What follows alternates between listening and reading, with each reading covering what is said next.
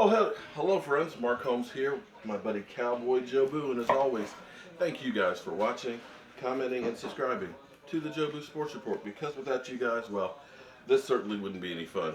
It is Sunday, game day. Unfortunately, our Cowboys don't play until tomorrow night, but that still doesn't stop us from making a good old pot of chili. So we're going to get some chili going on. Tomorrow, of course, we're going to have some tacos, of course, Jobu's wings, and we'll definitely be back in Jobu's man cave. And hopefully that will be the cure for the Dallas Cowboys getting their mojo back for this week. Um, Believe it or not, I am actually very superstitious. I know, it's hard to believe that a guy with a voodoo doll is superstitious, but I believe if you did something last week and it worked, you keep doing it till it stops working. And last week I ended up going to a sports bar with some great fans and stuff.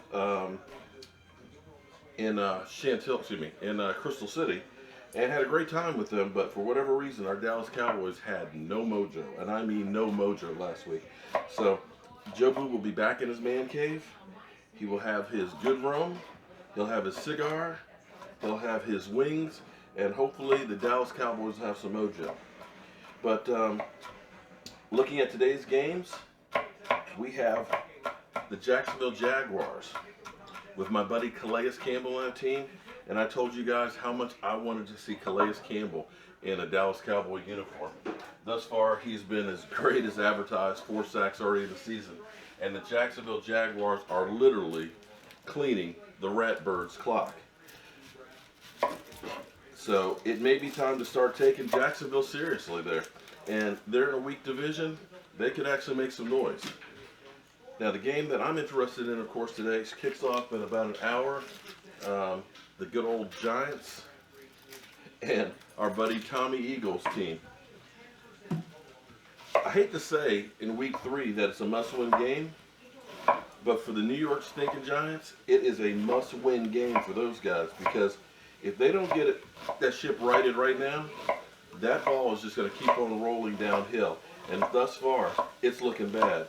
You already got rumors in week 3 about the coach not being the right guy, and his job is definitely in jeopardy.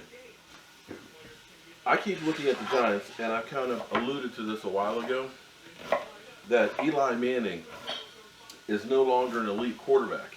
Eli Manning's play has been going downhill for years.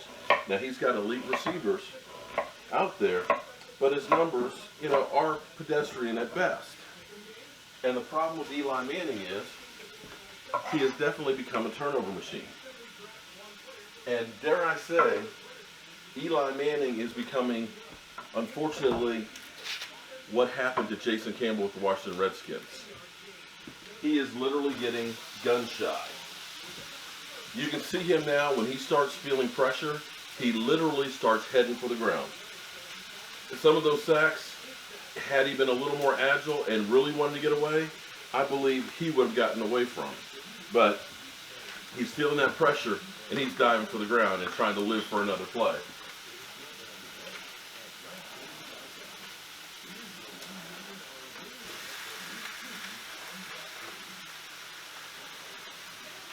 So if the Eagles can put pressure on Eli Manning, it's going to be a long day for those New York Giants.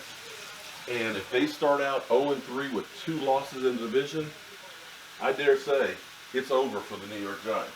Now, that's not to say, because we all know football, that things can change in a heartbeat. However, with no running game to speak of, I mean no running game, that offensive line that is literally putrid, it could be a long season for those Giants. And hence the end of the Giant Trolls. So we'll have to wait and see how that goes. Now, as far as our Dallas Cowboys go, we got our own problems. Health being one of them. We really and truly need to get our defensive backfield together, because those guys, they're young, which is a problem to begin with, but they're also not being able to get on the field in practice. Unfortunately, Awuzie, that hamstring, it's not going to get any better anytime soon. Lewis, he's been having problems with his. Scandrick, he's broken his hand.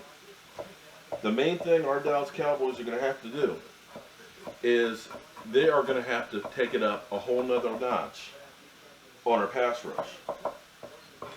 If we don't, we could be in for a long day with teams like, Green Bay Packers coming up and Aaron Rodgers when we start looking at playing, Atlanta. If we do not put pressure on guys like Matt Ryan and things like that, we are going to be in a shootout. And I'm not sure that we want our team to be in a shootout in most of these games.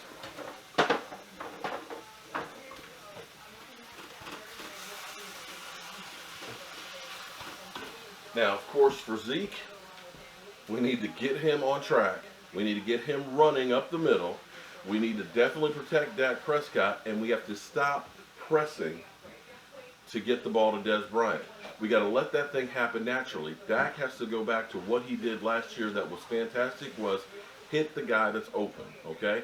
And even if it is a 5-yard slant to Cole Beasley, you've got to continue to hit the open man and force defenses to respect everybody. Unfortunately, we've been more one-dimensional where if Zeke's not been able to run the ball, we are trying to force the ball to Dez, and we're not focused on getting the ball around. This offense works best when you get the ball around to everybody. Nobody becomes that, great number stat guy on the team, but everybody is close to about the same number of reps and receptions and yards. That's the way this team's going to win, and I'm hoping that we can get back to that this week. So I've got some chili here I'm going to go ahead and make, and I'm going to have some good time with that, and I'm going to be sitting down watching the Giants, and I'll give you guys my thoughts and stuff of what's going on there. As always, I want to thank you guys for watching, commenting, and subscribing to the Jobu Sports Report, because without you guys, football Sundays just wouldn't be the same.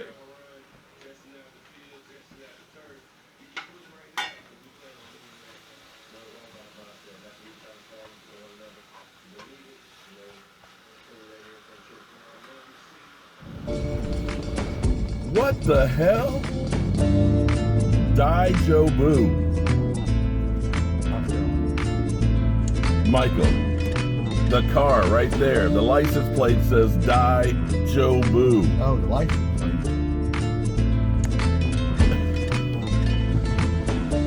Well, that's some bad mojo for you, buddy.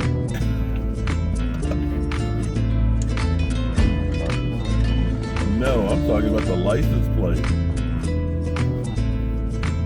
What the hell? I've seen it all now. Die Jobu.